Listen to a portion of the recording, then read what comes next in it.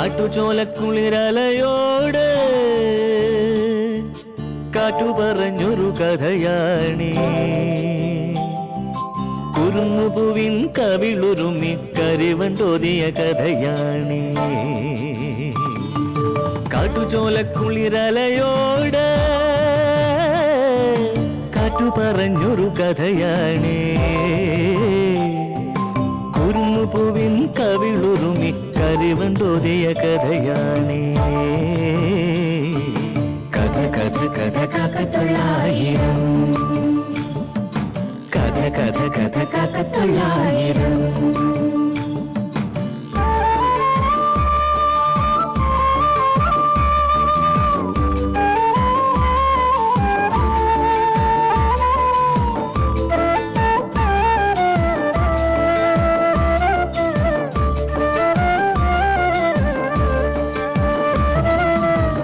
കടലിന്റെ തീരത്ത്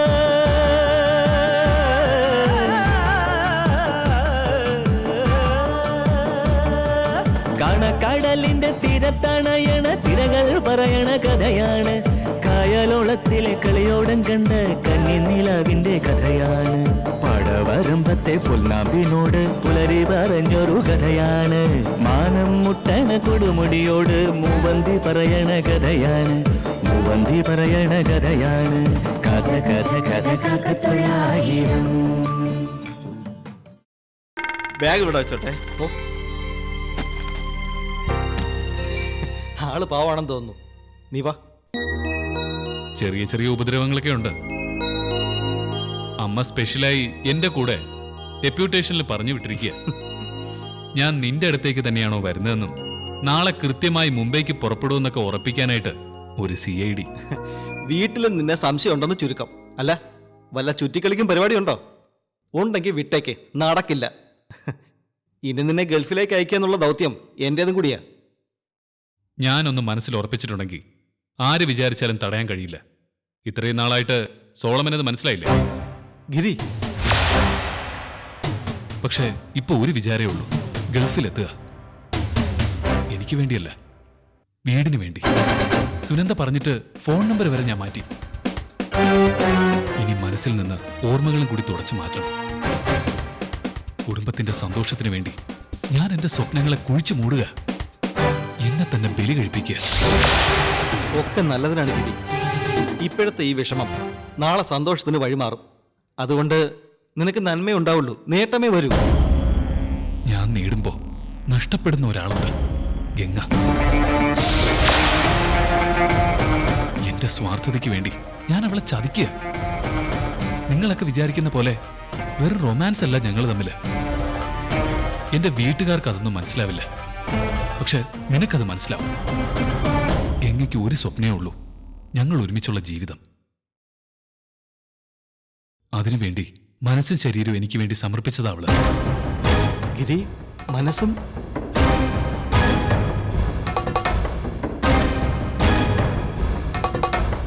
അതെ,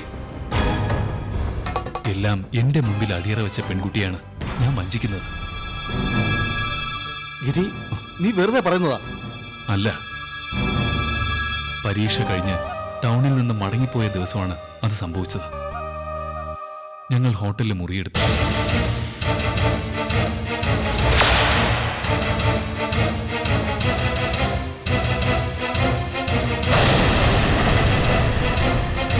കുടുംബത്തിന്റെ നല്ല ഭാവിക്ക് വേണ്ടിയാണ് പോലും.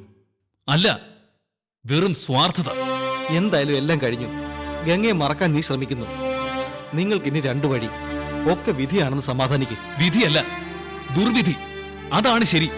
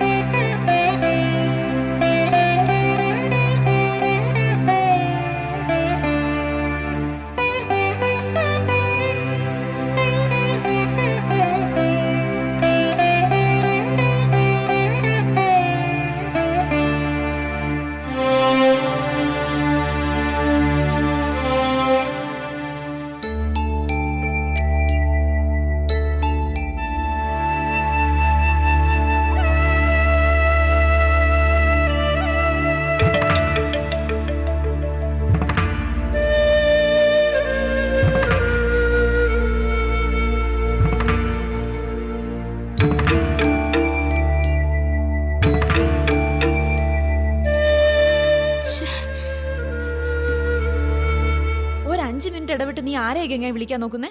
പറയാതെ നിനക്കറിയില്ലേ? പക്ഷെ കിട്ടുന്നില്ല. ഒരിക്കലും പറയും പരിധിക്ക് പുറത്താണെന്ന്, പിന്നെ പറയും നമ്പർ നിലവിലില്ലാന്ന്. അതിനർത്ഥം നിനക്കിനി ഗിരിയെ കിട്ടരുതെന്ന് ദൈവം തീരുമാനിച്ചിട്ടുണ്ടെന്നാണ്. അല്ലെങ്കിൽ പെട്ടെന്ന് ഫോൺ തകരാറിലാവൂ. പക്ഷെ എനിക്ക് ഗിരിയോട് സംസാരിച്ചേ പറ്റൂ. ആവശ്യമില്ലാത്ത കാര്യങ്ങളൊന്നും വിളിച്ചു പറയണ്ട. നീ ഇപ്പൊ ഭയപ്പെടുന്നത് പോലെ ഒന്നും സംഭവിക്കില്ല. ടെൻഷൻ കൊണ്ടാ നീ വൊമിറ്റ് ചെയ്തത്. പോരാത്തതിന് എത്ര ദിവസമായി നീ ശരിക്കും എന്തെങ്കിലും കഴിച്ചിട്ട്?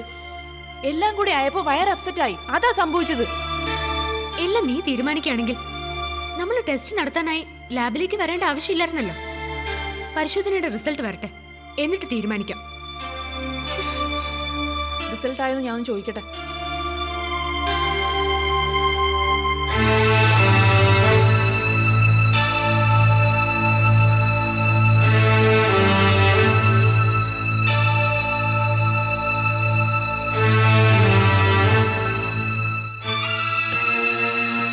Excuse me. യെസ്, ഗംഗയുടെ റിസൾട്ട് ആയിരുന്നു? പ്രഗ്നൻസി ടെസ്റ്റ് ആയിരുന്നില്ലേ? അതെ. നോക്കട്ടെ. ഗംഗ ആയിട്ടുണ്ട്.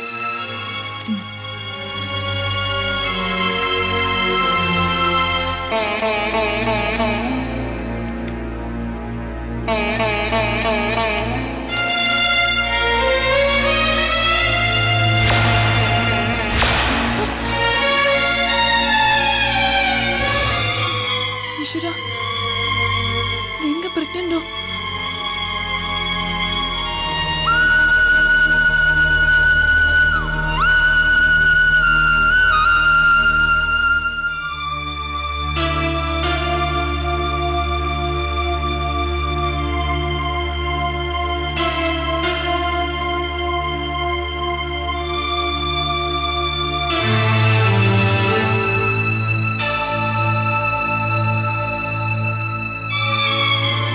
എന്തായി, റിസൾട്ട് കിട്ടിയോ?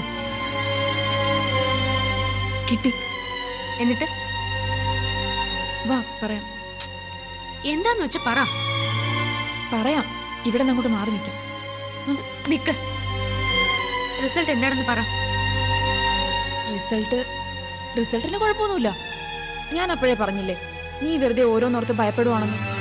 ഒരു പ്രഗ്നൻസി ടെസ്റ്റ് വെറുതെ കുറെ സമയം കളഞ്ഞു.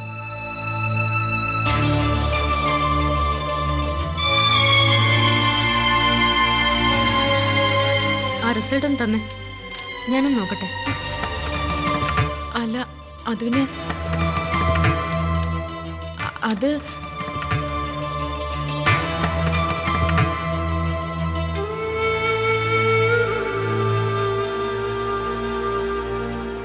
അത് ഞാൻ ഏറ്റില്ലേ? ആഹാ, ഗംഗേ, എന്താ ഇവിടെ? എന്തു പറ്റി? ഞാൻ ബ്യൂട്ടീഷ്യനെ കാണാൻ വേണ്ടി വന്നത്. ഇത് ക്ലിനിക്കൽ ലാബല്ലേ? ഇവിടെ എന്താ ബ്യൂട്ടീഷ്യന് കാര്യം? ഞങ്ങളുടെ ഒരു കൂട്ടുകാരി ഇവിടെ ഉണ്ട്. ആ കൂട്ടുകാരുടെ ചേച്ചിയാ ബ്യൂട്ടീഷ്യൻ. അപ്പോ അവളെ കാണാന്ന് വിചാരിച്ചു. നാളെ ചേച്ചിയുടെ കൂടെ അവളും വരണോന്ന് പറയാൻ വേണ്ടി വന്നതാ. ഓ, അത് ശരി. എന്നാ ചെല്ലേ, ഞാന് ഡ്രോപ്പ് ചെയ്യണോ? വേണ്ട വേണ്ട, ഞങ്ങൾ പോയിക്കോളാം. ശരി, പൊക്കോ.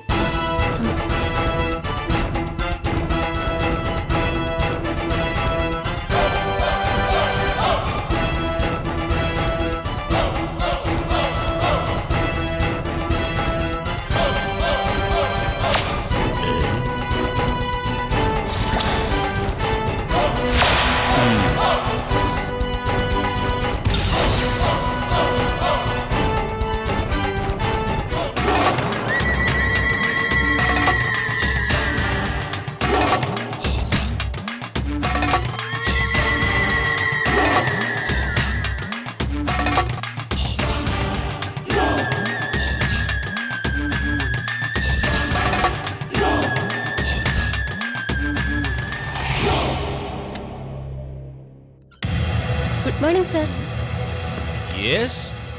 എന്താ സർ?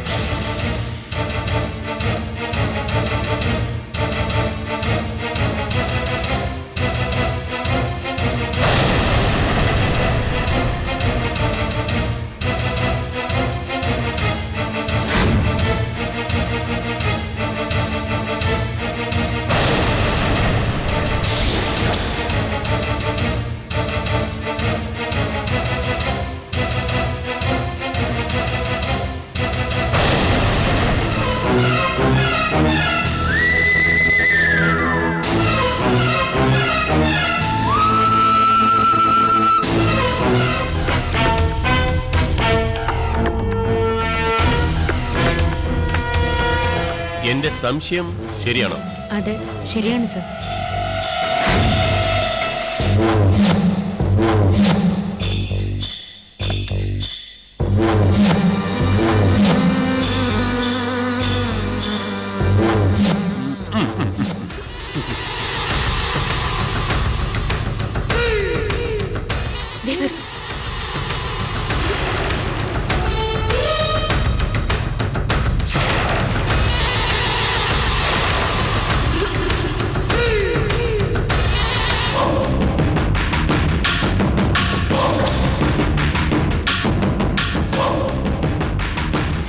പുള്ളിക്കാരൻ ഇവിടെ എന്താ കാര്യം? എനിക്കൊന്നും അറിയില്ല ഗംഗെ.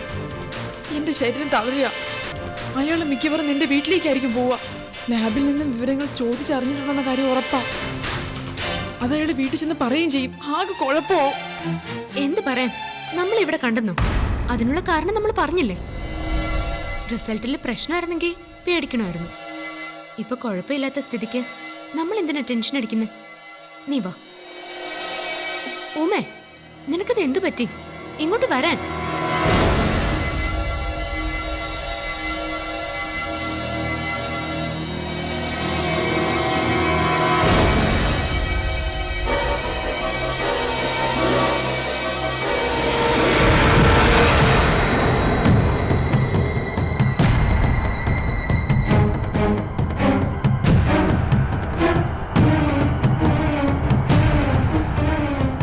എന്താ കാര്യമെന്ന് വെച്ചാ പറ ഉമേ. ലാബിൽ വെച്ച് ഞാൻ പറയാതിരുന്നത് പെട്ടെന്ന് വിവരം അറിയുമ്പോൾ നീ എങ്ങനെ പെരുമാറുമെന്ന് സംശയമുള്ളതുകൊണ്ടാ. ആളുകളുടെ മുന്നിൽ വെച്ച് വെറുതെ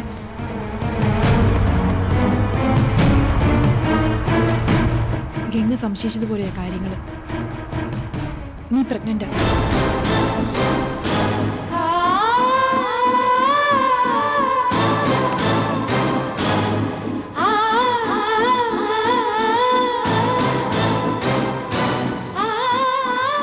നോക്ക്,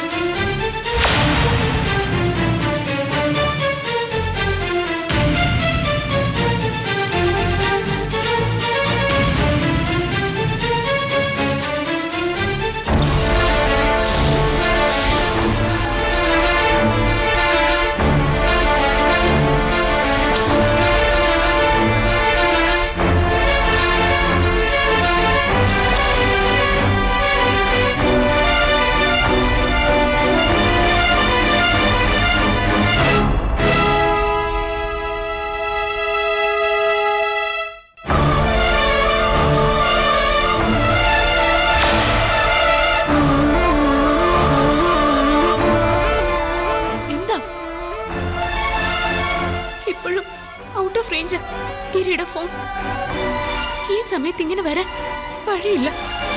മറ്റെന്തോ കുഴപ്പമുണ്ട്. കുഴപ്പം സംഭവിച്ചിരിക്കുന്ന ഇവിടെയല്ലേ? നീ ഇനി എന്താ ഉദ്ദേശിക്കുന്നത്? ഞാൻ ബാഹുലയൻ അങ്കിള് ലാബിൽ നിന്ന് സത്യം അറിഞ്ഞു കാണും. അയാള് വീട്ടിലെത്തി വിവരം പറയും. ഇപ്പൊ ചെന്ന് കാണോന്ന് ആർക്കറിയാം? എങ്കിലും അവിടെ ഇപ്പൊ ഭൂകമ്പമായിരിക്കും. നമ്മൾ എങ്ങനെ വീട്ടിലേക്ക് ചെല്ലും? എനിക്ക് വയ്യ. എന്തെങ്കിലും ഒന്ന് പറ ഗംഗെ.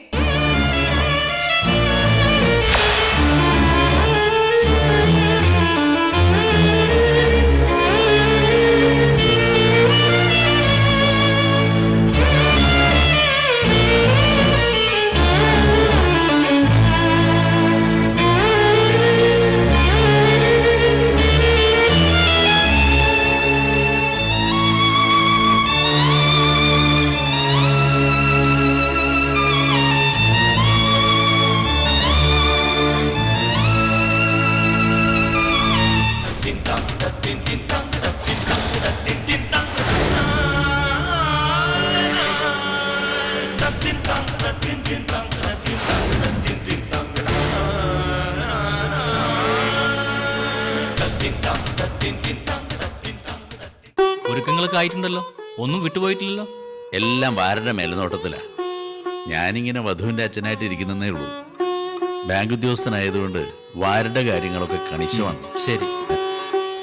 അതെ, ചെറുനാരങ്ങ ഒരു 100 എണ്ണം തിരിച്ചയച്ചിട്ടുണ്ട്, കേടുപറ്റിയതാ. പകരം നല്ല നാരങ്ങ വൈകുന്നേരം എത്തിക്കണമെന്ന് പറഞ്ഞു. പിന്നെ പൂമാല നമുക്ക് രാവിലെ പോയി എടുക്കാം. ചെറുക്കനെ സ്വീകരിക്കാനുള്ള ബൊക്കെമാലയും ഒക്കെ ചേർത്ത് ഏർപ്പാടാക്കിയിട്ടുണ്ട്. സംഗീത കച്ചേരിക്ക് എപ്പോൾ ആള് വരും?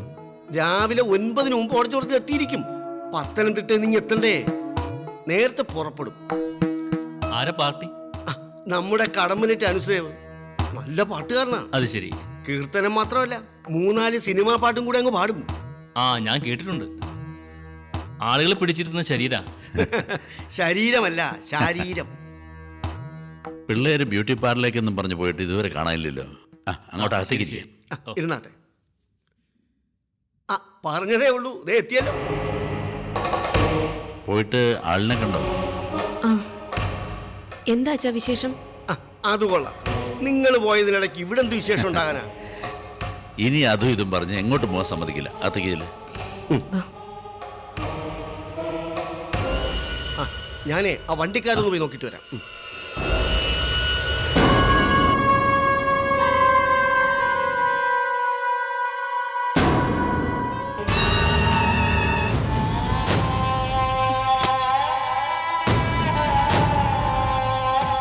നിന്റെ ഈ വിളറി വെളുത്ത മുഖം കൊണ്ട് ശാരദേനയുടെ അടുത്തേക്ക് ചെല്ലുന്ന സൂക്ഷിച്ചു വേണം.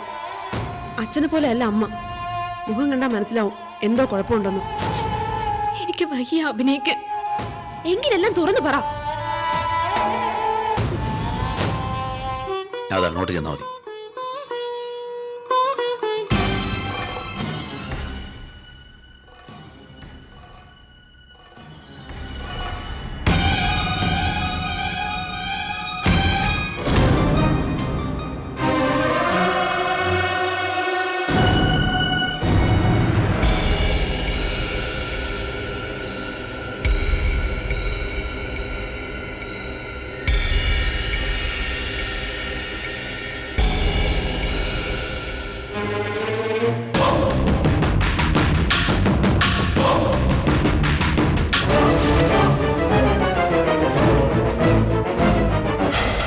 ഓഡിറ്റോറിയത്തിലേക്ക് വരാതിരുന്നത് അവിടെ നിങ്ങളുടെ മേൽനോട്ടമുള്ളതുകൊണ്ടാ. ഇടയ്ക്കൊന്ന് പോയി നോക്കണമെന്ന് ഞാൻ പറഞ്ഞു. അവിടെ രമേശനും ബാഹുലയും സാറും ഒക്കെ ഉത്തരവാദിത്വത്തോടു കൂടി ഉണ്ടെന്ന് പറഞ്ഞ് മാഷ് വിലക്കി. അറേഞ്ച്മെന്റ്സിനൊന്നും ഒരു കുഴപ്പമില്ല. ഡ്യൂട്ടിക്കിടയിലാണ് ഞാൻ അവിടെ കയറും. നമ്മുടെ മോൻ രമേശൻ ഫുൾ ടൈം ഓഡിറ്റോറിയത്തിലുണ്ട്. പിന്നെ സ്റ്റേജ് ഡെക്കറേഷൻകാരെ ഒന്ന് വരട്ടേണ്ടി വന്നു. അതെന്ത് പറ്റി? അവന്മാര് കൊണ്ടുവന്നതിൽ പകുതിയും വാടിയ പൂക്കളായിരുന്നു. തരികിട പരിപാടിയൊന്നും പറ്റില്ലെന്ന് പറഞ്ഞ് ഞാൻ അവരെ ഒന്ന് കുടഞ്ഞു. ഫ്രഷ് പൂക്കൾ കൊണ്ടുവരാൻ ആളെ വിട്ടിട്ടുണ്ട്. പാവങ്ങൾ അറിഞ്ഞു കാണില്ല ഇവിടെ ഒരു പോലീസ് ഓഫീസർ ഉള്ളത്.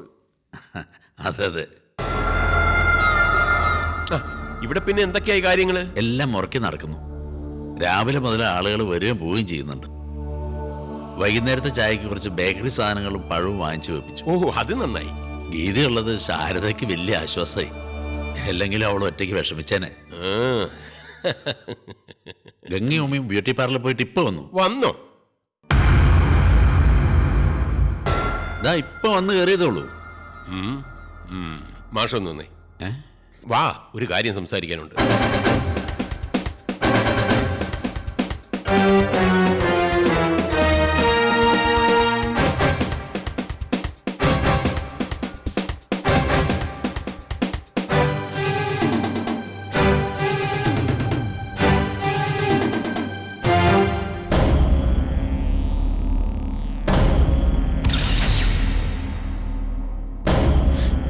ഈശ്വരാ,